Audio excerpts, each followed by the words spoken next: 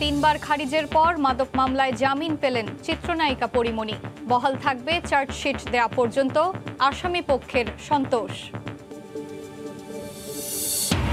পদ্মা সেতুর পিলারের পর এবার স্প্যানে লেগে ভেঙে গেছে ফেরি বীরশ্রেষ্ঠ জাহাঙ্গীরের মাস্তুল।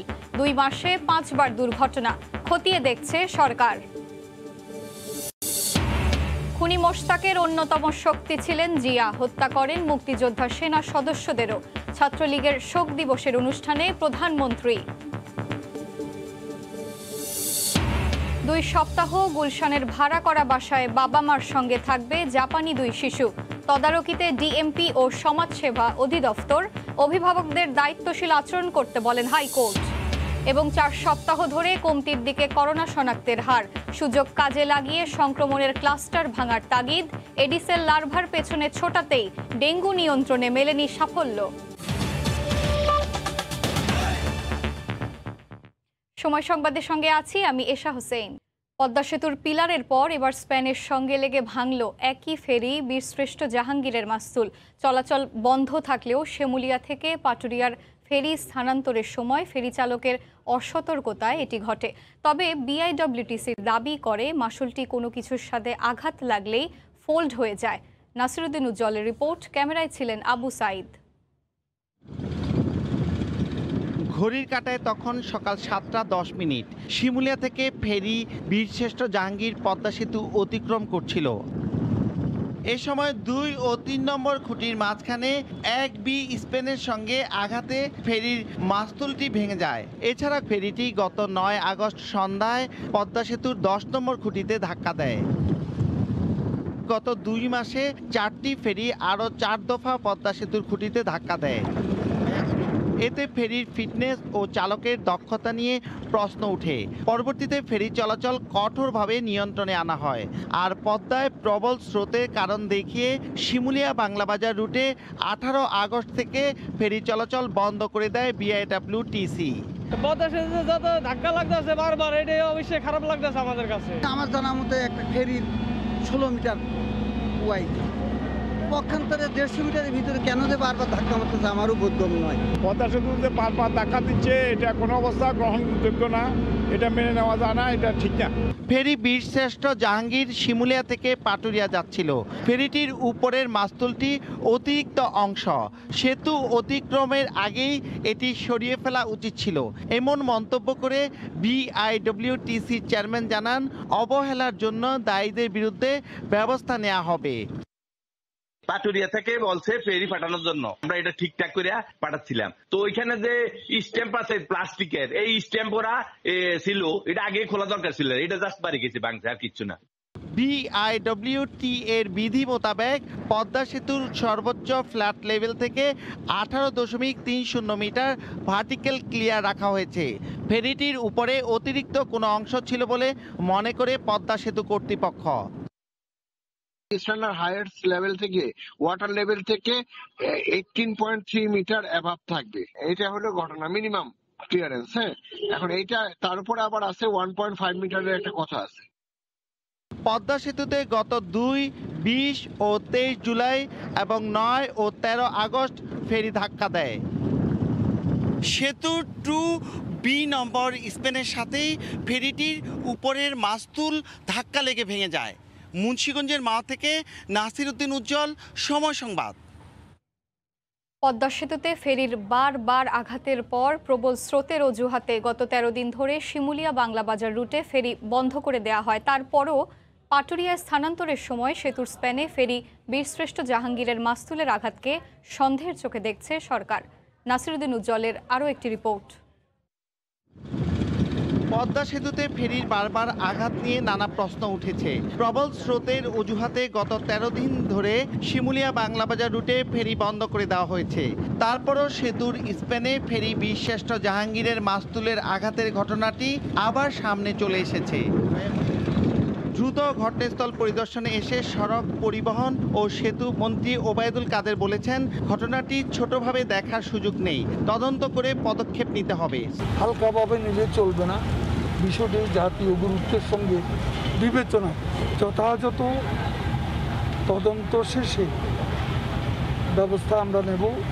অন্যদিকে নৌ পরিবহন প্রতিমন্ত্রী জানান, পদ্মা সেতুতে বারবার আঘাতের ঘটনা ষড়যন্ত্র কিনা তা খতিয়ে দেখা হবে। পদ্মা সেতুর নিরাপত্তার জন্য আজকে 13 দিন যাবৎ সেখানে ফেরি চলাচল বন্ধ আছে। আমরা চাই যে এটা সঠিক তদন্ত হোক এবং অপরাধী যেই হোক, যারা এই ঘটনার সঙ্গে জড়িত সেগুলো তদন্তের মধ্যে বেরিয়ে আসতে। স্বপ্নের পদ্মা সেতু বাঙালির সক্ষমতা ও অগ্রযাত্রার স্মারক। এই সেতু ঘিরে কোটি কোটি মানুষের স্বপ্ন এখন বাস্তবের দোরগোড়ায়। গেল 3 বছর ধরে পদ্মা সেতুর খুঁটি তৈরি হলেও এতদিন কোনো সমস্যা হয়নি। অন্যান্য সব ছোট বড় নৌযান চলছে, কিন্তু শুধু ফেরি কেন বারবার আঘাত করছে সেটা নিয়ে নানামুখী প্রশ্ন সবার। নাসির উদ্দিন উজ্জ্বল, সময় সংবাদ, মুন্সিগঞ্জ। 3 বার খারিজ হওয়ার পর জামিন পেলেন জনপ্রিয় চিত্রনায়িকা পরীমনি। 50,000 টাকা মুচলেকায় পুলিশ রিপোর্ট দেওয়ার আগ পর্যন্ত তাকে জামিন দেওয়া হয়। এই আদেশে সন্তোষ প্রকাশ করেছেন তার আইনজীবীরা। রাষ্ট্রপক্ষ এখন বলছেন কোর্ট জামিন দিতেই পারে। শুধুমাত্র জামিনের জন্য এর আগে 3 বার আবেদন করেছিলেন চিত্রনায়িকা পরীমনি। রাষ্ট্রপক্ষের জোরালো আপত্তির মুখে কোনোবারই সাড়া পাননি। উল্টো 3 দফায় 7 দিনের রিমান্ডে নেওয়া হয় পরীকে। বারবার জামিন আবেদন খারিজ হয়ে যাওয়ায় বিড়ম্বনায় পড়েন পরীমনি। আদালতে গণমাধ্যমকে উদ্দেশ্য করে নিজেকে নির্দোষ দাবিও করেন তিনি।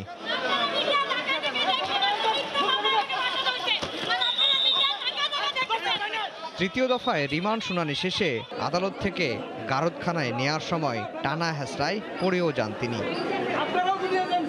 এরপর চতুর্থ দফায় জজ আদালতে জামিন চান পরীমনি, কিন্তু শুনানির তারিখ দেরিতে দেয়ায় আবারও ঝুলে যায় পুরো প্রক্রিয়া। অবশেষে উচ্চ আদালতের হস্তক্ষেপে মঙ্গলবার শুনানি হয়। 50,000 টাকা মুচলেকায় পুলিশ রিপোর্ট দেওয়ার আগ পর্যন্ত জামিন পান তিনি। জামিন পাওয়ার পর সন্তোষ প্রকাশ করেছেন পরীর আইনজীবীরা। বলেছেন ন্যায় বিচার প্রতিষ্ঠিত হয়েছে। তার শারীরিক পরিস্থিতি এবং চিকিৎসার জন্য এবং এই মামলায় ইতিমধ্যে 26 দিন সে পুলিশ কাস্টডিতে এবং জেল হাজতে আছে। তাকে 3 বার রিমান্ডে নেওয়া হয়েছে। এই মামলার কোনো তথ্যগত এবং কোনো প্রমাণ তার বিরুদ্ধে এখনো আসে নাই, বিধায় আমাদেরকে জামিন মঞ্জুর করা হোক। বিজ্ঞ আদালত সেটা মঞ্জুর করেছেন। বরাবরের মতো রাষ্ট্রপক্ষ জামিনের বিরোধিতা করেছে। জামিন পেলে তদন্তে ব্যাঘাত ঘটবে এতদিন বললেও পরীর মুক্তির আদেশের পর তাদের কণ্ঠে ছিল ভিন্ন সুর। আদালত যেটা ভালো মনে করেছে তাকে জামিন দিয়েছে। এখানে তো আদালতের এখতিয়ার, জামিন দেওয়ার এখতিয়ার, সেখানে আমাদের আর কিছু বলার নেই। জামিন যে কোনো পর্যায়ে যে কোনো অবস্থায় জামিন পেতে পারে, দীর্ঘদিন কাস্টডিতে থাকবে এমন কথা না। গত 4 আগস্ট রাজধানীর বনানীর বাসা থেকে পরীমনিকে গ্রেফতার করে র্যাব। তার বাসা থেকে মদ, আইস, এলএসডি উদ্ধারের দাবি করে সংস্থাটি। রিমান্ডের সময়সীমা বাদে কাশিমপুর কারাগারে 19 দিন ধরে আছেন এই চিত্রনায়িকা। আইনি প্রক্রিয়া শেষে বুধবার কারামুক্ত হতে পারেন তিনি। আফজাল হোসেন, সময় সংবাদ, ঢাকা। যুক্তরাষ্ট্রের লাস ভেগাসে আনন্দ উদযাপনে নেই কোনো বিধিনিষেধ। এ নিয়ে প্রতিবেদন থাকছে সংবাদের শেষাংশে। জিয়াউর রহমান পাকিস্তানি সেনাদের বিরুদ্ধে গুলি চালিয়েছেন এমন নজির কেউ দেখাতে পারবে না বলে জানিয়েছেন প্রধানমন্ত্রী শেখ হাসিনা। তিনি বলেন, মুক্তিযুদ্ধ করা হাজার হাজার সেনা সদস্য হত্যার নেপথ্যেও ছিলেন বিএনপি প্রতিষ্ঠাতা। সকালে কৃষিবিদ ইনস্টিটিউশন মিলনায়তনে ছাত্রলীগ আয়োজিত জাতীয় শোক দিবসের আলোচনায় একথা বলেন শেখ হাসিনা। 75-এর পর এদেশকে পাকিস্তানের প্রদেশ বানানোর চেষ্টা হয়েছে বলে উল্লেখ করেন সরকার প্রধান। যত দেশে মিত্র বাহিনীর সৈন্যদের ঘাঁটি হয়েছে। শোকের মাসে দলীয় কর্মসূচির শেষ অনুষ্ঠান কৃষিবিদ ইনস্টিটিউশন মিলনায়তনে। মাসব্যাপী আওয়ামী লীগের বিভিন্ন সংগঠনের আলোচনা আর স্মরণ সভার ধারাবাহিকতায় আগস্টের শেষ দিনে এই আয়োজন বাংলাদেশ ছাত্রলীগের। তার হাতকে শক্তিশালী করার জন্য মঙ্গলবার সকালে এই আলোচনায় ভার্চুয়াল মাধ্যমে গণভবন থেকে যোগ দেন আওয়ামী লীগ প্রধান। যারা বঙ্গবন্ধু পরিবারের সংগ্রামের ইতিহাসে ঘুরে দাঁড়ানোর বিভিন্ন তাৎপর্যময় ঘটনা তুলে ধরে ছাত্রলীগের উদ্দেশ্যে বক্তব্য রাখেন সরকার প্রধান। তিনি বলেন, 75-এর পর এই দেশকে পাকিস্তানের প্রদেশ বানানোর চেষ্টা করেছে অবৈধ ক্ষমতা দখলকারীরা। সেই পরাজয়ের প্রতিশোধ নিতেই 15 আগস্ট এই হত্যাকাণ্ড তারা চালিয়েছিল। মুক্তিযুদ্ধের সবকিছু ধ্বংস করা হয়েছিল। ভাবখানে এমন হয়েছিল যে বাংলাদেশটা স্বাধীন হয়নি, আবার যেন সেই পাকিস্তানের একটা প্রদেশ হিসেবে বাংলাদেশ যেন সৃষ্ট এবং সেই পাকিস্তানিরা এসে আবার আমাদের উপর খবরদারি করবে, এটাই যেন অনেকের আকাঙ্ক্ষা ছিল। মুক্তিযুদ্ধে জিয়াউর রহমানের বিতর্কিত ভূমিকা নিয়েও ছাত্রলীগের সামনে ইতিহাস তুলে ধরেন বঙ্গবন্ধু কন্যা। মুক্তিযুদ্ধে জিয়াউর রহমান পাকিস্তানি সেনাবাহিনীর বিরুদ্ধে কখনো গুলি চালিয়েছে এরকম কিন্তু কোনো নজির নাই, এরকম কোনো নজির কেউ দেখাতে পারবে না। স্বাধীনতা প্রত্যাশিত ছিল না বলে মুক্তিযোদ্ধা সেনা সদস্যদেরও হত্যা করেছিলেন জিয়া, জানান প্রধানমন্ত্রী। সেনাবাহিনীতে মুক্তিযুদ্ধ যারা করেছে সেই মুক্তিযোদ্ধা অফিসারদের হত্যা করা, হাজার হাজার সেনাবাহিনীর সদস্যদের নির্বিচারে যে হত্যা করা হয়েছে, ঢাকা কেন্দ্রীয় কারাগারে শত শত লোকদের ফাঁসি দেওয়া হয়েছে। কে দিয়েছে? জিয়াউর রহমান দিয়েছে। পরাজিত শক্তির উত্তরসূরিরা এখনও সক্রিয় বলে দেশবাসীকে সতর্ক করেন শেখ হাসিনা। যুদ্ধাপরাধী যাদের ফাঁসি হয়েছে তাদেরও ছেলে পেলে বা দোসর যারা বংশধর তারা কিন্তু এখনও বাংলাদেশের বিরুদ্ধে চক্রান্ত চালিয়ে যাচ্ছে, ষড়যন্ত্র চালিয়ে যাচ্ছে। যে সকল আন্তর্জাতিক শক্তি আমাদের মহান মুক্তিযুদ্ধের সময় বিরোধিতা করেছিল তাদের কিছু কিছু এদেরকে মদত দিয়ে থাকে। যে ব্যাপারে জাতিকে সতর্ক থাকতে হবে। জাতির পিতার আদর্শ বজায় রেখে আগামী দিনের রাজনীতিতে ছাত্রলীগকে গড়ে তোলার আহ্বান জানান আওয়ামী লীগ প্রধান। আমাদের পায়ে পায়ে শত্রু আছে, পদে পদে বাধা আছে। দেবাশিস রায়, সময় সংবাদ, ঢাকা। কেবলমাত্র লার্ভার পেছনে ছোটার কারণেই রাজধানীর ডেঙ্গু পরিস্থিতি এখনও নিয়ন্ত্রণে আসেনি। কীটতত্ত্ববিদরা বলছেন, সমন্বিত মশক নিধনে না গিয়ে কেবল চিরুনি অভিযানে আটকে থাকাতেই এই পরিণতি। সেক্ষেত্রে সংক্রমিত এলাকাভিত্তিক মশক নিধনের তাগিদ তাদের। এদিকে অধিদপ্তরের জরিপের ভিত্তিতে ঝুঁকিপূর্ণ এলাকায় বিশেষ ব্যবস্থা নেওয়ার কথা জানিয়েছেন উত্তরের মেয়র। 2019 সালের পর চলতি মৌসুমে আবারও ভয়াবহ রূপে ফিরেছে ডেঙ্গু। আগস্ট জুড়েই দৈনিক কেবল হাসপাতালেই ভর্তি রোগীর সংখ্যা 2 শতাধিক, মৃত্যুর সংখ্যাটাও 42। অথচ জুনের মাঝামাঝিতেই অনেকটা ঢাকঢোল পিটিয়ে মাঠে ছিল 2 সিটি কর্পোরেশন। লার্ভা নিধনে ছিল বিশেষ চিরুনি অভিযান। তবুও 2 মাস বাদে রাজধানীর হাসপাতালে ডেঙ্গু রোগীর ঠাঁই নেই অবস্থা। স্বাভাবিকভাবেই প্রশ্ন জাগে, এত আয়োজনের সুফল মিলল কতটুকু? কীটতত্ত্ববিদরা বলছেন, লার্ভা নিধনেই ডেঙ্গু নিয়ন্ত্রণে সাফল্য আসবে না। দরকার উড়ন্ত মশা মারার বিশেষ অভিযান। এছাড়া কোন কোন এলাকায় সংক্রমিত মশার হার বেশি ব্যবস্থা নিতে হবে সেই অনুসারেও। আর দ্রুত রোগী চিহ্নিত করতেও সফল হয়নি কর্তৃপক্ষ।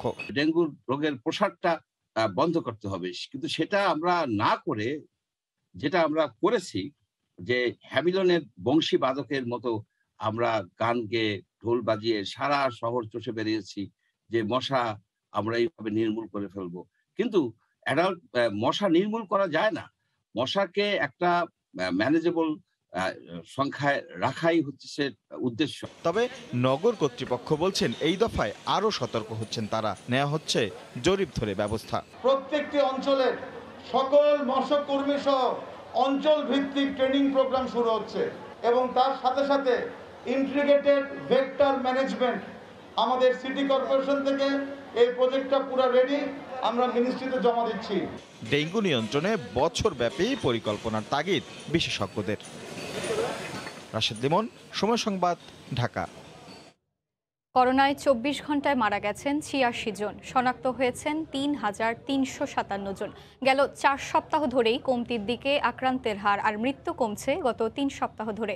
বর্তমান পরিস্থিতিকে সুযোগ হিসেবে কাজে লাগানোর তাগিদ দিয়ে বিশেষজ্ঞরা বলছেন, এখনই ভাঙতে হবে গুচ্ছ বা ক্লাস্টার সংক্রমণ, না হলে সেপ্টেম্বর অক্টোবরে আবারও দেখতে হতে পারে সংক্রমণের ঊর্ধ্বগতি। ফারুক ভুইয়া রবিনের রিপোর্ট। নমুনা পরীক্ষা কিংবা হাসপাতালে রোগী আসা, সবখানে দৃশ্যমান চাপ কমার চিত্র। এ যাবৎকালে করোনায় সর্বোচ্চ আক্রান্ত শনাক্ত হয় চলতি বছরের 30তম সপ্তাহে। মাত্র 7 দিনেই শনাক্ত ছিল প্রায় 1 লাখ।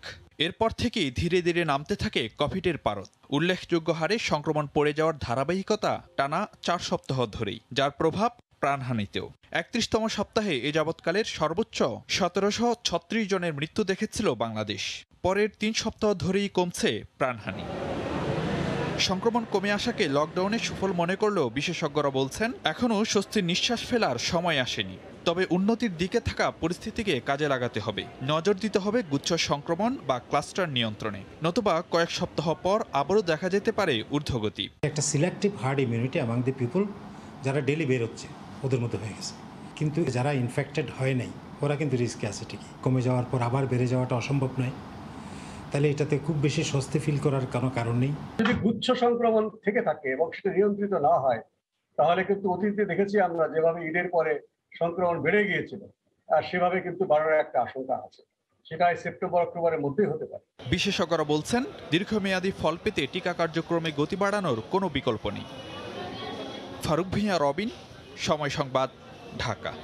রাজধানীর সেগুনবাগিচায় প্রাইভেট কারের ভেতর থেকে গাড়ির ওয়ার্কশপের 2 কর্মচারীর লাশ উদ্ধার করা হয়েছে। খবর পেয়ে সকালে ঘটনাস্থল পরিদর্শন করে সিআইডির ক্রাইম সিন ইউনিট। তবে রহস্য এখনও জানা যায়নি। ঘটনার পর পুরো এলাকায় আতঙ্ক ছড়িয়ে পড়ে। অন্যান্য দিনের মতো সোমবার রাতেও কাজ শেষ করে দেরি হওয়ায় বাচ্চু মেকানিক গ্যারেজের কর্মচারী রাকিব ও সিয়াম গাড়িতেই ঘুমিয়ে পড়েন। মঙ্গলবার সকালে গাড়িটি কালো কাভারেই ঢাকা পান তাদের সহকর্মীরা। কাভার সরানোর পরই গাড়ির সামনের 2 সিটে তাদের মরদেহ দেখতে পান তারা। পরে স্থানীয়রা পুলিশকে খবর দেওয়ার পাশাপাশি তাদের ঢাকা মেডিকেলে নিয়ে যান। হাসপাতালে নেওয়া হলে চিকিৎসক 2 কিশোরকেই মৃত ঘোষণা করেন। ছেলের আমরা চিনি, এখানে ডেনপিনের কাজ করে, আর ওখানে একটা পানের দোকান আছে, মাঝে মাঝে মিষ্টি পান টান বেছে। খুব ভদ্র ছেলে, 14-15 বছর বয়স হইব। দুটা গাড়ি গ্যালাস লাগানো ছিল।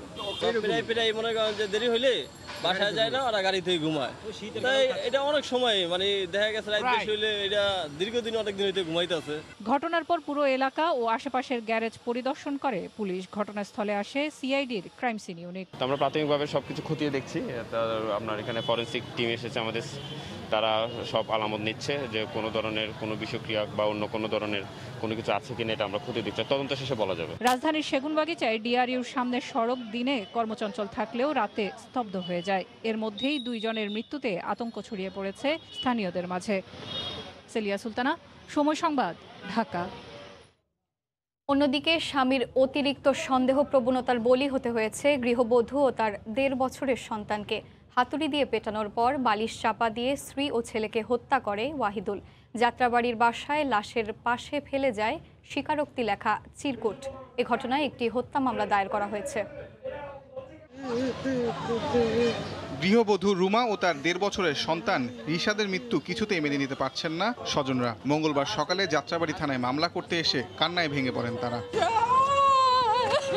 যাত্রাবাড়ির মীর হাজিরবাগের বাসা থেকে উদ্ধার করা হয় রুমা ও রিশাদের লাশ। হাতুড়ি দিয়ে পেটানোর পর বালিশ চাপা দিয়ে তাদের হত্যা করা হয়েছে বলে ধারণা করা হচ্ছে।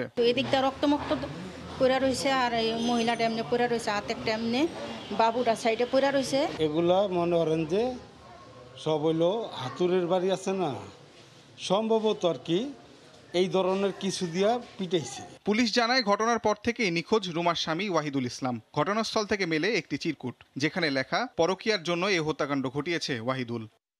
হাজবেন্ড মেরে চিরকুট লিখে চলে গেছে, লেখা ছিল পরকীয়া করে, এই অজুহাত দেখায় মেরে ফেলছে। মা বাদী হয়ে মামলা করেছে। রুমার বন্ধুরা বলছেন অতিরিক্ত সন্দেহপ্রবণ ছিলেন ওয়াহিদুল। পরকীয়ার বিষয়টি ভিত্তিহীন। আমার বান্ধবী যার সাথে আমি কথা পর্যন্ত বলতে পারতাম না, আমার ফ্রেন্ডরা কথা বলতে গেলে মেপে কথা বলতে হতো।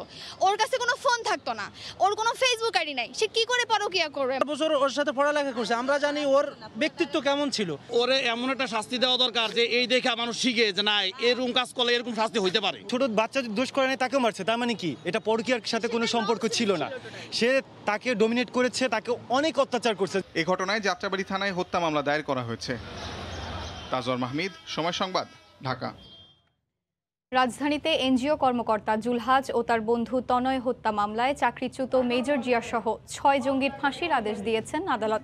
এদের 4 জন কারাগারে থাকলেও 2 জন পলাতক রয়েছেন। রায়ের পর্যবেক্ষণে আদালত বলেন, সমকামীদের অধিকার নিয়ে কাজ করার কারণেই খুন হতে হয় তাদের। আলোচিত এই মামলার রায় ঘোষণার জন্য মঙ্গলবার সকালে 4 আসামিকে আনা হয় আদালতে। কড়া নিরাপত্তার মধ্য দিয়ে বেলা 11:30টার দিকে তাদের নেওয়া হয় এজলাসে।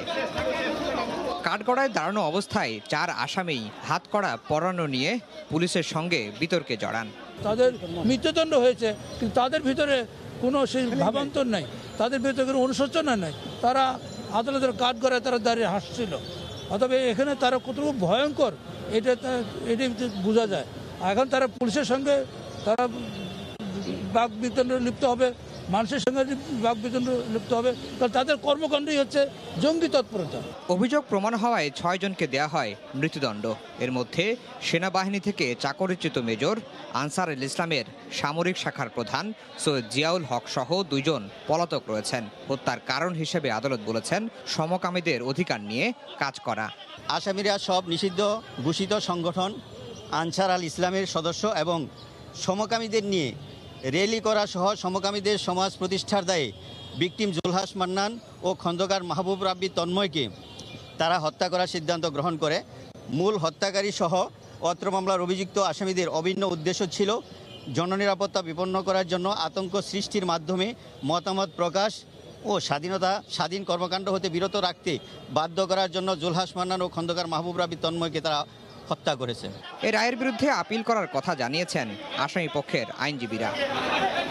2016 সালের 25 এপ্রিল রাজধানীর কলাবাগানের লেক সার্কাস রোডে বাসায় ঢুকে জুলহাস মান্নান ও তার বন্ধু নাট্যকর্মী মাহবুব রাব্বি তনয়কে কুপিয়ে হত্যা করা হয়। পালানোর সময় বাড়িটির নিরাপত্তারক্ষী ও একজন পুলিশ সদস্যকেও কুপিয়ে আহত করে জঙ্গিরা।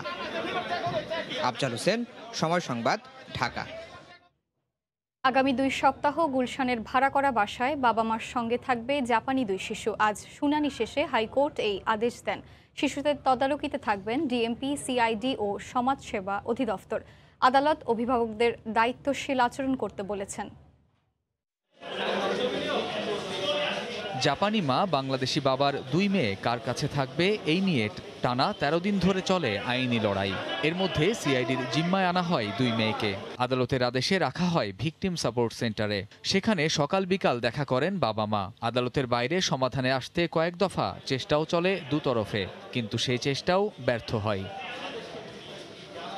পূর্ব নির্ধারিত সময় অনুযায়ী মঙ্গলবার দেশের উচ্চ আদালতে ওঠে জাপানি মা আর বাংলাদেশি বাবার 2 শিশু সন্তানের ইস্যু। মা নাকি বাবা, কে পাচ্ছেন 2 সন্তানের দেখভালের দায়িত্ব, কার কাছেই বা থাকবে, এই নিয়ে প্রায় 2 ঘন্টা ধরে আদালতে চলে শুনানি। আইনি লড়াইয়ে প্রতিপক্ষকে কোনোভাবেই ছাড় দিতে নারাজ বাবা ও মা। এমন অবস্থায় হাইকোর্ট জানান আগামী 15 দিন গুলশানের একটি ভাড়া বাসায় 2 শিশু সন্তানের সঙ্গে একসাথে থাকবেন বাবা ইমরান ও মা এরিকো। আদেশের পর আদালত থেকে বেরিয়ে আসেন বাবা। এ সময় 2 সন্তান জড়িয়ে থাকেন তাকে। মাননীয় বিচারপতি খুবই বুদ্ধি খাটিয়ে উনি বলেছেন যে তোমরা একসাথে থেকে আলাপ করে দেখো কি হয়, এবং তিনি সেটার জন্য 2 সপ্তাহ দিয়েছেন এবং এমন একটা ব্যবস্থা করে দিয়েছেন যেন সেখানে বাসার মধ্যে কোনো গন্ডগোল না হয়, কেননা সামাজিক কর্মচারীর আপারাও থাকবেন।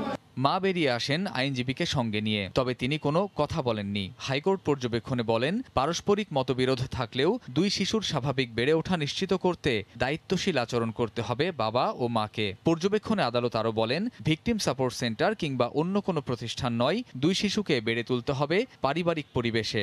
আমার প্রস্তাব ছিল একই ছাদের নিচে মা বাবা থাকবে, যাতে বাচ্চাদের মনে একটা স্টেবিলিটি আসে, কারণ বাচ্চাদের কাছে মা বাবা কিন্তু দুটোটাই ইকুয়ালি ইম্পর্টেন্ট। এদিন 2 জন বিচারপতি ভিকটিম সাপোর্ট সেন্টার থেকে আদালতে হাজির হওয়া 2 শিশুর সাথেও কথা বলেন। আদালতের নির্দেশ সঠিকভাবে প্রতিপালন হচ্ছে কিনা সে বিষয়টি তদারকি করবেন ও নিরাপত্তায় থাকবেন ঢাকা মেট্রোপলিটন পুলিশ, সিআইডি। যদি তাদের মধ্যে সম্পর্কের উন্নয়ন হয়, বাচ্চাদের কল্যাণ নিশ্চিত হয়, তাহলে কে হেরেছে কে জিতেছে এটি ইম্পর্টেন্ট নয়, কল্যাণ হয়েছে কিনা এটিই মূল কথা। আগামী 16 সেপ্টেম্বর এ বিষয়ে পরবর্তী আদেশের জন্য দিন ধার্য করেছেন হাইকোর্ট। গত 19 আগস্ট জাপানি নাগরিক নাকানো এরিকো 2 সন্তানের কাস্টডি চেয়ে হাইকোর্টে আবেদন করেন। গত ফেব্রুয়ারিতে জাপান থেকে 2 মেয়েকে নিয়ে বাংলাদেশে আসেন বাবা শরীফ ইমরান। তাদের 7 বছরের আরেকটি কন্যা সন্তান আছে, সে জাপানে মায়ের কাছেই ছিল। কামরুজ্জামান মামুন, সময় সংবাদ, ঢাকা। দেশে ভোক্তা পর্যায়ে তরলীকৃত পেট্রোলিয়াম গ্যাস এলপিজির মূল্য সমন্বয় করেছে Bangladesh energy regulatory commission, BERC. এতে বেসরকারি খাতে 12 কেজি সিলিন্ডারের মূল্য 40 টাকা বাড়িয়ে 1033 টাকা করা হয়েছে। নতুন এই দাম 1 সেপ্টেম্বর থেকে কার্যকর হবে। অনলাইন ব্রিফিংয়ে বিইআরসি চেয়ারম্যান জানান আমদানি মূল্য বাড়ায় দেশের বাজারে বাড়ছে এলপিজির দাম। কয়েক মাস ধরেই চড়া এলপিজির বাজার। চলতি বছরের এপ্রিল থেকে সৌদি আরামকোর সঙ্গে সমন্বয় করে দেশের বাজারে এর দাম নির্ধারণ করা হয়। নতুন করে দাম বাড়িয়ে 12 কেজি এলপিজির মূল্য 1033 টাকা নির্ধারণ করেছে বিইআরসি, যা কার্যকর হবে বুধবার থেকে। উৎপাদন পর্যায়ে ব্যয় পরিবর্তন না হওয়ায় রাষ্ট্রায়ত্ত কোম্পানির এলপিজির দাম পরিবর্তন করা হয়নি। গাড়িতে ব্যবহৃত এলপিজির নতুন দাম প্রতি লিটার 50 টাকা 56 পয়সা। মঙ্গলবার এক অনলাইন সংবাদ সম্মেলনের মাধ্যমে নতুন দাম ঘোষণা করে জ্বালানি খাতের নিয়ন্ত্রক সংস্থা বিইআরসি। বেসরকারি এলপিজির রিটেইলার পয়েন্টে ভোক্তা পর্যায়ে মূসক ব্যতীত মূল্য প্রতি কেজি 80 টাকা 56 পয়সা এবং মূসক সহ মূল্য প্রতি কেজি 86.60 টাকায় সমন্বয় করা হয়েছে। প্রতি 12 কেজি বোতলজাতকৃত এলপিজির মূসক সহ মূল্য 1033 টাকায় সমন্বয় করা হয়েছে। এলপিজি তৈরির মূল উপাদান প্রোপেন ও বিউটেন বিভিন্ন দেশ থেকে আমদানি করা হয়। সৌদি আরবের রফতানি মূল্যের সাথে সমন্বয় করেই দেশে এলপিজির দাম সমন্বয় করে বিইআরসি। এলপিজির দাম বাড়ায় অসন্তোষ দেখা দিয়েছে গ্রাহকদের মাঝে। আমরা তো অনেকটা ক্ষতিগ্রস্ত, সবগুলোর দাম বেশি, 100 টাকা বেড়ে গেছে। যেভাবে গ্যাসের দাম বাড়াইতেছে এভাবে তো আমাদের হয় না, আমাদের প্রত্যেক দিন আমাদের লস আছে দোকানে। হিসেব অনুযায়ী 12 কেজি এলপিজি সিলিন্ডারের মূল্য 40 টাকা আর অটো গ্যাসের দাম লিটার প্রতি 2 টাকা 39 পয়সা বেড়েছে। ঈশিতা ব্রহ্ম, সময় সংবাদ, ঢাকা। বিদ্যুৎ উৎপাদনে নবায়নযোগ্য জ্বালানির দিকে ঝুঁকছে বাংলাদেশ। তবে এই খাত থেকে মধ্যমেয়াদে 10% বিদ্যুৎ উৎপাদনের কথা থাকলেও সেই লক্ষ্যমাত্রার অর্ধেকই এখনও পূরণ করতে পারেনি সরকার। নীতি নির্ধারকরা বলছেন, জমির স্বল্পতা ও গবেষণার অভাবে বাধাগ্রস্ত হচ্ছে নবায়নযোগ্য জ্বালানি থেকে বিদ্যুৎ উৎপাদনের কার্যক্রম। টেকনাফ থেকে ফিরে সালাউদ্দিন লিয়ার ক্যামেরায় বিস্তারিত জানাচ্ছেন দেবাশিস রায়। গ্যাস বা কয়লার মতো জীবাশ্ম জ্বালানির ব্যবহার ছাড়াই শুধুমাত্র প্রাকৃতিক উৎস সূর্যের আলো থেকেই উৎপাদিত হচ্ছে বিদ্যুৎ। কক্সবাজারের টেকনাফে প্রায় 3 বছর আগে চালু হওয়া এই সোলার পার্ক থেকে প্রতিদিন জাতীয় গ্রিডে যোগ হয় 20 মেগাওয়াট বিদ্যুৎ।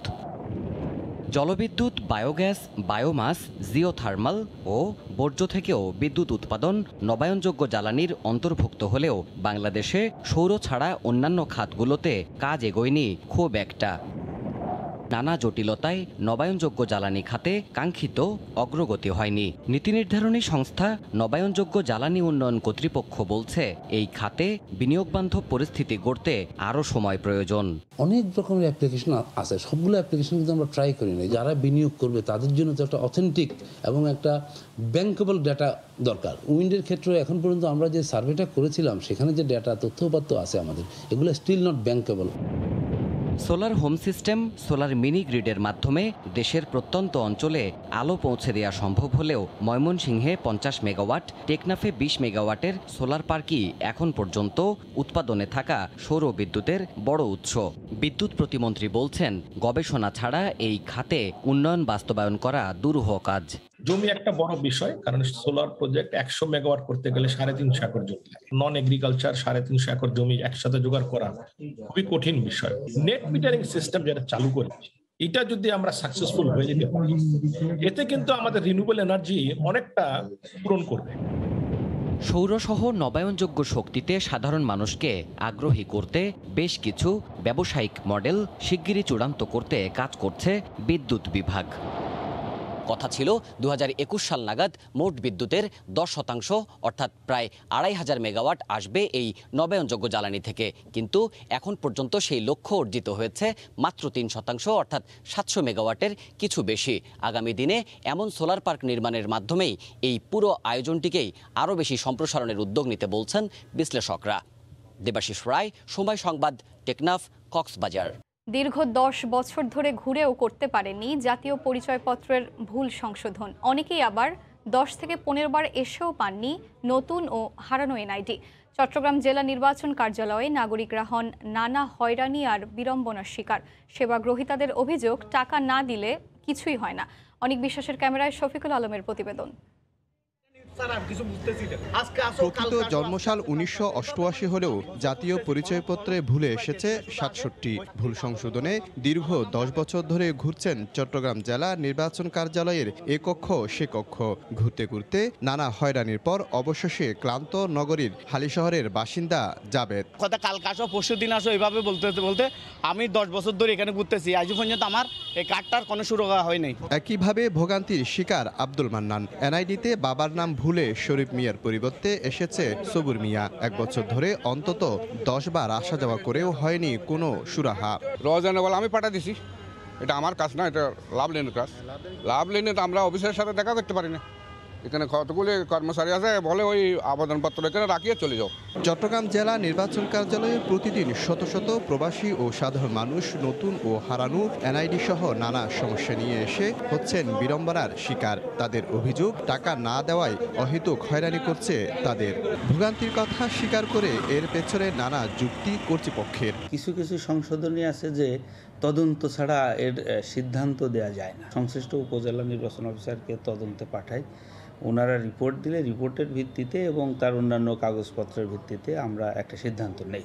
এদিকে দেশের নাগরিক না হয়েও রোহিঙ্গারা কিভাবে এনআইডি পায় এমন প্রশ্ন তুলে ভোগান্তির জন্য নির্বাচন কমিশনের দুর্নীতি ও অব্যবস্থাপনাকে দায়ী করল সুজন। দুর্নীতি, অনিয়ম, অব্যবস্থাপনার সাথে একটা বড় অংশ যুক্ত থাকার কারণে রোহিঙ্গারা আমাদের দেশের আইডি কার্ড নিয়ে, পাসপোর্ট নিয়ে নাগরিক হওয়ার সুযোগ পেয়েছে, বিদেশে গিয়েছে অনেকেই। করোনার টিকা, পাসপোর্ট ও ড্রাইভিং লাইসেন্স সহ গুরুত্বপূর্ণ 22 ধরনের সেবার ক্ষেত্রে এখন প্রয়োজন হচ্ছে জাতীয় পরিচয়পত্র।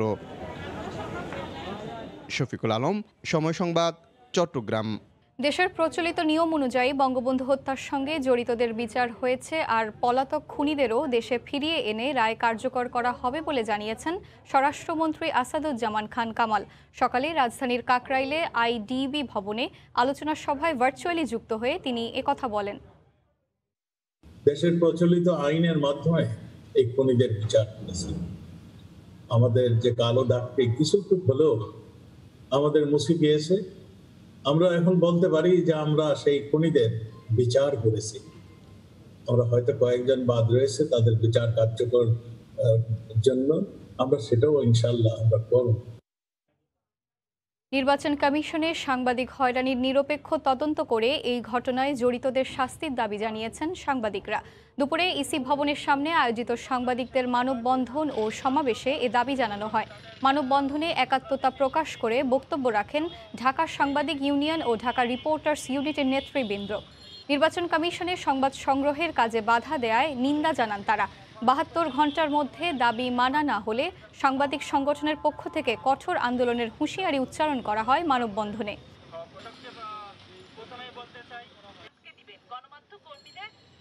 সাংবাদিকরা তাদের প্রফেশনাল দায়িত্ব পালন করতে যা যা অধিকার আছে, যে জায়গার যাওয়ার আছে সেখানেই যাবে, কেউ বাধা দিতে পারবে না।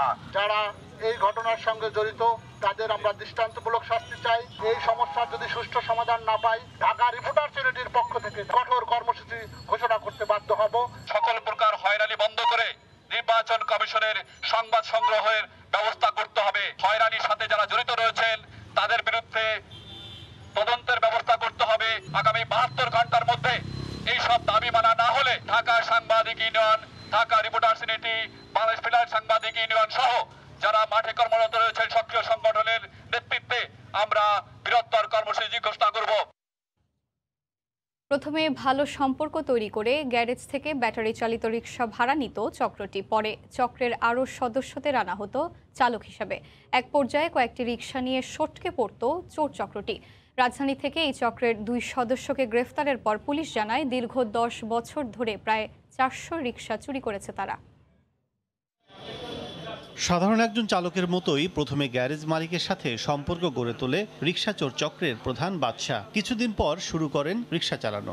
মালিকের কাছে বিশ্বস্ততা অর্জনের এক পর্যায়ে তার আরেক ভাই নাসির ও সহযোগী ইলিয়াসকে নিয়ে আসতেন চালক হিসেবে। তিনজনই ভাড়া করা রিকশা কয়েকদিন চালানোর পর সুযোগ বুঝে রিকশাগুলো নিয়ে সটকে পড়তেন তারা। পরে মালিকের কাছে দাবি করা হতো টাকা।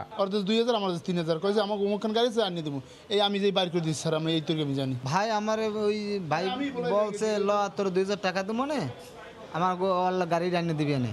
পুলিশ বলছে অভিযোগের ভিত্তিতে দীর্ঘদিনের তদন্ত শেষে চক্রের প্রধান বাদশা ও নাসিরকে গ্রেফতার করা হয়। জব্দ করা হয় 5টি ব্যাটারি চালিত রিকশা। পারিবারিকভাবে গড়ে ওঠা এই চক্রটি রাজধানী পুরান ঢাকা ও মিরপুর থেকে চুরি করে ঢাকার বাইরেও বিক্রি করত এসব রিকশা। দীর্ঘদিন যাবত এই চক্রটাকে খুঁজতেছিলাম এবং আমাদের তথ্য প্রযুক্তির মাধ্যমে আমরা কাজ করতেছিলাম যে অবশেষে আমরা এই চক্রটার যে মূল হোতা তাকে পাই, বাদশাকে পাই, এবং বাদশার তথ্যের ভিত্তিতে আমরা এ পর্যন্ত 5টা আমরা ইঞ্জিন চালিত রিকশা উদ্ধার করেছি। গ্রেফতার দুজনকে জিজ্ঞাসাবাদের ভিত্তিতে চক্রের বাকি সদস্যদের গ্রেফতারের চেষ্টা চলছে বলে জানায় পুলিশ।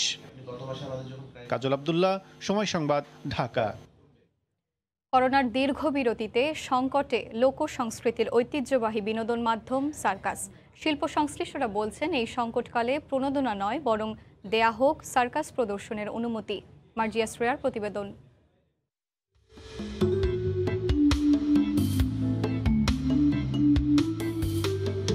চিরায়ত গ্রাম বাংলার ঐতিহ্যবাহী মেলার প্রধান আকর্ষণ সার্কাস। সুস্থ ধারার বিনোদন হিসেবে সকল শ্রেণী পেশার মানুষের উপভোগ্য এই শিল্প বাঙালি সংস্কৃতির অন্যতম এক অনুষঙ্গ। তবে অতিমারির এই কালে অন্য সব শিল্পের মতো সার্কাস শিল্পীরাও গভীর সংকটে। করোনাকালীন বিরতি আর প্রশাসনিক অবহেলা এই শিল্পকে আরো দুরবস্থায় ফেলে দিচ্ছে বলে অভিযোগ শিল্প সংশ্লিষ্টদের। সার্কাসটা করোনার কারণে বন্ধ হওয়ার কারণে আমরা খুবই কষ্টতে জীবনযাপন করতেছি। এই কাজ ছাড়া তো আমরা অন্য কাজ করতেও পারি না, যে আমাদেরকে কেউ রাখবে, খেলা শিখছি, খেলাধুলা করি, এগুলা করে বেড়াই। গোডাউনে পড়ে থাকা সার্কাসের মালামাল প্রায় নষ্ট হওয়ার পথে। সরকারি কোনো প্রণোদনা তাদের কাছে না পৌঁছালেও শিল্পীরা তাদের চর্চা চালিয়ে যাচ্ছে নিয়মিত। বিভিন্ন শিল্পী, বিভিন্ন ট্র্যাক শ্রমিক, অমুক শ্রমিক অনুদান প্রণোদনা দিচ্ছে, বললাম যে আমাদের কোনো নাম নেই, কান্না আসতেছে, আমরা কি অবহেলিত? কোনো প্রণোদনা নাই। লকডাউন তুলে দেওয়ার পর বিনোদনের অন্যান্য শাখার মতো সার্কাসও চালিয়ে যাওয়ার অনুমোদন চাইছেন সার্কাস শিল্পীরা। দুর্ভাগ্য, আমরা আসলে কার, এদেশের কোন দপ্তরের, কোন মন্ত্রণালয়ের বাপদাদা সব কিছু হারিয়ে এই প্রতিষ্ঠান সার্কাস বাংলাদেশে চালু করেছিল, সেটাই আমরা সব খুইয়ে আজ আঁকড়ে ধরে বসে আছি। মেন হলো আমাদের সমস্যা প্রশাসন, পারমিশন। ডিসি দেয়, এসপি দেয় না, এসপি দেয়, ডিসি দেয়, এমপি দেয় না। একটা সার্কাস চললে গাড়িওয়ালা, ভ্যানওয়ালা, স্টলওয়ালা, দোকানওয়ালা, বাজারওয়ালা সবাই উপকৃত হয়। প্রধানমন্ত্রী এবং স্বরাষ্ট্রমন্ত্রীর কাছে বড় আমার অনুরোধ, আমাদের ওপেন একটু করে দিক, যাতে আমরা সার্কাস করতে পারি। প্রশাসনের কাছে আমরা যাতে নিয়ে পারমিশন জন্য কোন হ্যাস্ত না হই। সরকারি অনুমোদন আর সহযোগিতাই পারে এই ঐতিহ্যকে বাঁচিয়ে রাখতে, এমনটাই মনে করেন সংশ্লিষ্টরা। মার্জিয়া শ্রেয়া, সময় সংবাদ, ঢাকা। হেলিকপ্টার থেকে দুর্গম পাহাড়ি এলাকায় গাছের বীজ ফেলেছে বাংলাদেশ বিমান বাহিনী। 100 বছর আগে এই এলাকায় একইভাবে বনায়ন করেছিল ব্রিটিশরা। বাংলাদেশ মিয়ানমার সীমান্তবর্তী পাহাড়গুলোতে 30 প্রজাতির 1000 কেজি বীজ ফেলা হয়েছে। শাখার টিপুর ক্যামেরায় বিস্তারিত জানাচ্ছেন কমল দে। বিশেষ হেলিকপ্টারটি তখন বাংলাদেশ মিয়ানমার সীমানার মধ্য আকাশে। প্লাস্টিক ক্যারেটে রাখা বীজগুলো একের পর এক পাহাড়ি এলাকায় ছুড়ে ফেলছিলেন বিমান বাহিনীর 2 কর্মকর্তা। 2 ঘন্টার বেশি সময় পুরো অঞ্চল ঘুরে 12টি পয়েন্টে ফেলা হয় এসব বীজ। অবশ্য গত 28 আগস্ট বিমান বাহিনীর হেলিকপ্টার বৃক্ষশূন্য এসব এলাকা চিহ্নিত করেছিল। গত বছর বিমান বাহিনী হেলিকপ্টারের মাধ্যমে দেশের চরাঞ্চলে বীজ বল ফেলে সফলতা পায়। তবে 100 বছর আগে ব্রিটিশরা হেলিকপ্টারের মাধ্যমে এই পাহাড়ি অঞ্চলে এইভাবে বনাঞ্চল তৈরি করেছিল। আর স্বাধীনতার পর বীজ ফেললো বাংলাদেশ বিমান বাহিনী। দুর্গম এরিয়া, যেখানে পায়ে হেঁটে যাওয়া সম্ভব না, সেই জন্য এই হেলিকপ্টারের মাধ্যমে আমরা এগুলো বপন করেছি। মূলত বান্দরবনের আলীকদম থেকে বিমান বাহিনীর হেলিকপ্টারে তোলা হয় বীজ বল বোঝাই প্লাস্টিক ক্যারেটগুলো। সেনাবাহিনীর সহযোগিতায় মাটি, গোবর এবং সারের সংমিশ্রণে তৈরি হয় বীজ বল। এই মাটির মধ্যে ছিল 30 প্রজাতির গাছের বীজ। বিমান বাহিনীর এই বীজ বল নিক্ষেপ তদারকিতে ছিলেন সেনাবাহিনীর পাশাপাশি বন বিভাগের কর্মকর্তারা। হেলিকপ্টারের মাধ্যমে সিড বল নিক্ষেপ করে প্রায় 5 লক্ষ বীজ আমরা বপন করেছি। বন বিভাগের কর্মকর্তারা জানিয়েছেন, মাটি এবং সার থাকায় এরই মধ্যে এসব বীজের চারা গজিয়ে উঠেছে। এই বৃষ্টির মৌসুমে মাটিতে গিয়ে পুরোদমে বেড়ে ওঠার সুযোগ পাবে গাছগুলো। আলীকদম সদর থেকে এই দুর্গম অঞ্চলের দূরত্ব অন্তত 140 কিলোমিটার, আর পায়ে হেঁটে আসতে গেলে সময় লাগবে 7 দিনের বেশি। দুর্গম অঞ্চল হওয়ায় আইন শৃঙ্খলা বাহিনীর তেমন তৎপরতা নেই। আর এই সুযোগ নিচ্ছে বাংলাদেশ এবং মিয়ানমারের গাছ চোরাই চক্র। নির্বিচারে ধ্বংস করছে এই বনাঞ্চল। আর তাই বাংলাদেশ বিমান বাহিনীর বিশেষ হেলিকপ্টারে করে এখানে নিয়ে আসা হয়েছে 1000-এর বেশি বিভিন্ন গাছের চারা এবং বীজ। বান্দরবনের কালীকদম থেকে কমল দে, সময় সংবাদ।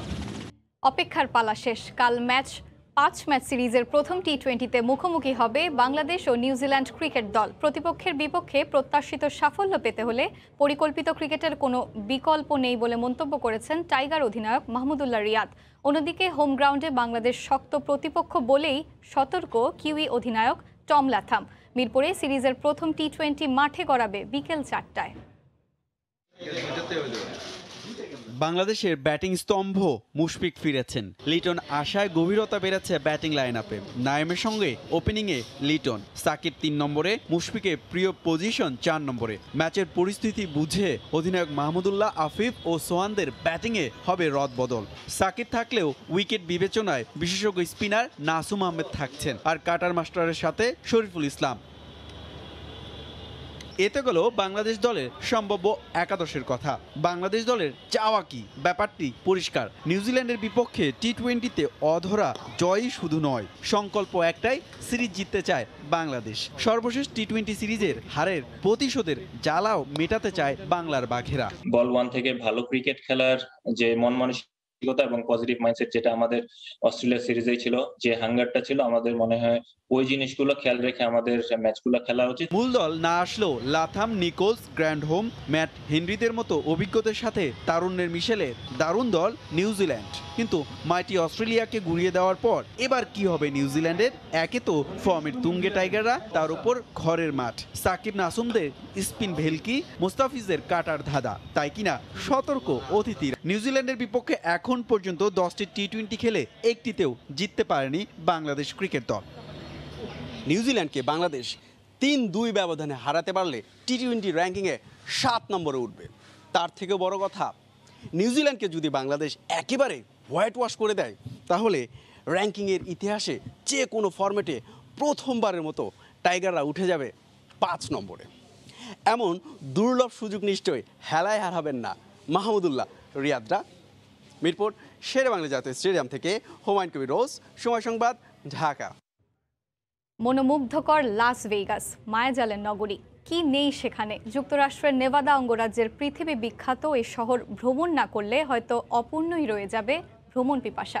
নান্দনিক লাস ভেগাস থেকে ঘুরে এসে সহকর্মী লস্কর আল মামুনের 3 পর্বের বিশেষ রিপোর্টের প্রথম পর্ব আজ। যুক্তরাষ্ট্রের নেভাদা অঙ্গরাজ্যের এ শহরের চারপাশ নানা রঙের আলোতে ভরপুর। সারাক্ষণই চলছে নাচ গান, সামনে ক্যাসিনো টেবিল, আর তাতেই মগ্ন মানুষগুলো। নেই কোনো নিয়ম নীতি, নেই কোনো বাধা। বলা হয় একে প্রমোদ নগরী। এখানকার সৌন্দর্য কল্পনাকেও হার মানায়। I love Las Vegas. It's the best city in the world, you know, so much more progressive than Virginia. 420 blaze it, go Vegas. বলা হয় পৃথিবীর সবচেয়ে বড় পাপ আড্ডা হয় আমেরিকান শহর লাস ভেগাসে। জুয়া, মদ আর ক্যাসিনোতে ঠাসা পুরো শহর। আকাশচুম্বী দালান, যেখানে তাকানো যায় সেখানেই শুধু আলো আর আলো। বাহ্যিক চাকচিক্যের নেই কোনো অভাব।